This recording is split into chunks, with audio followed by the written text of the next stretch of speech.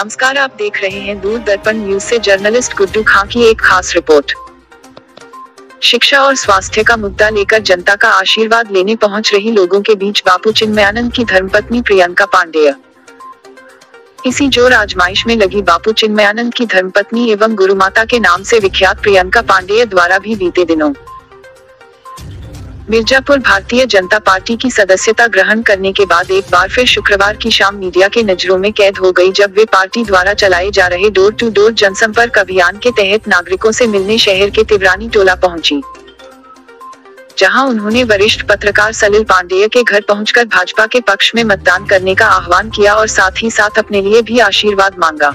इस मौके पर मीडिया द्वारा पूछे गए प्रश्नों का उत्तर देते हुए श्रीमती पांडेय ने कहा कि फिलहाल वे पार्टी की नीतियों का पालन करते हुए विधानसभा चुनाव में पार्टी को जीत दिलाने के लिए डोर टू डोर पहुंचकर लोगों से भाजपा के पक्ष के मतदान करने का अपील कर रही हूं और उन्हें नहीं पता पार्टी उन्हें या किसी अन्य को उम्मीदवार बनाएगी।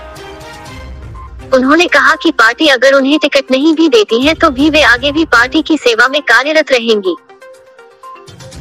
वाराणसी से भाजपा द्वारा प्रियंका पांडेय को विधानसभा चुनाव लड़ाने की अटकलों को लेकर पूछे गए एक सवाल के जवाब में उन्होंने इस संभावना और सवाल को सिरे से नकारते हुए कहा कि मेरा कर्म क्षेत्र मिर्जापुर है, इसलिए मैं इसी जनपद में अपना सेवा प्रदान करना चाहूंगी। हमारी संस्था पूर्वांचल के कई जनपदों में अपनी सेवा प्रदान करती है, जिसमें मैं सदैव उसी तरह अपना योगदान देती रहूंगी जिस तरह से अभी दे रही हूँ। पर अगर विधायक के तौर पर मेरी पसंद आप जानना चाह रहे हैं तो मैं सिर्फ यही कहूंगी कि मैं मिर्जापुर के नागरिकों के लिए ही सर्वप्रथम अपना सेवा प्रदान करना चाहती हूँ।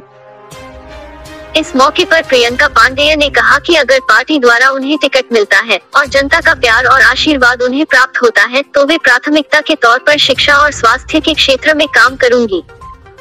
जनपद में बेरोजगारों की चुनौतियों को ध्यान में रखते हुए हर संभव प्रयास करूंगी। अभी आपकी क्या तैयारी चल रही है? अभी तो देखिए जनसंपर्क चल रहा है। प्रयास है कि पूरी नगर विधानसभा के कोने कोने तक, घर घर तक मैं पहुंच पाऊं। तो अभी तो जनसंपर्क ही चल रहा है मेरा। यहाँ पे लास्ट फेज में लास्ट फेज का चुनाव मिर्जापुर में 7 मार्च को अभी से डिक्लेयर नहीं हुई है जी। इसमें 10 दिन का 12 दिन का समय या 1 हफ्ते का समय लग सकता है जी जी। यदि आपको पार्टी यहाँ से टिकट देने में असमर्थ होती है जी, फिर आगे आपका क्या प्लान है? देखिए अगर ऐसा कुछ होता है तो निश्चित ही मैं पार्टी की सेवा करूंगी।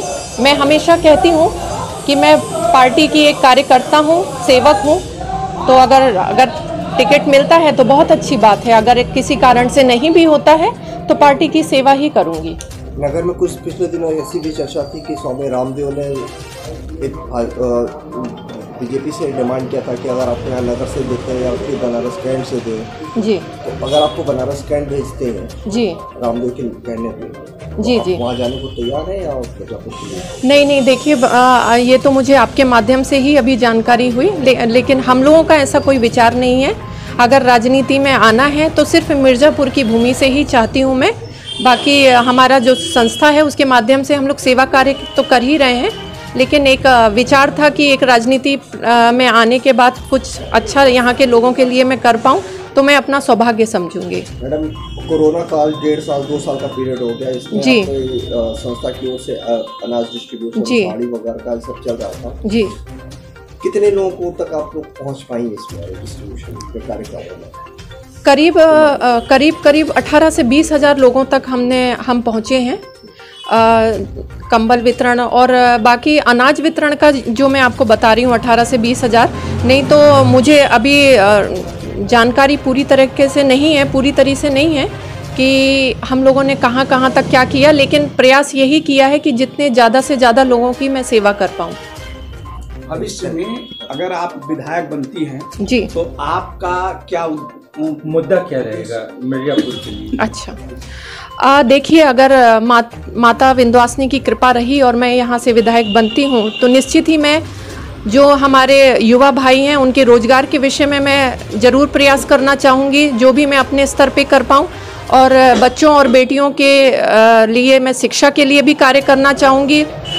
जो कि बुनियादी सुविधाएं लोगों को मिलनी चाहिए, मैं उन पर ज़रूर प्रयास करूँगी, जैसे कि अच्छी सड़कें और हॉस्पिटल की अच्छी व्यवस्थाएं।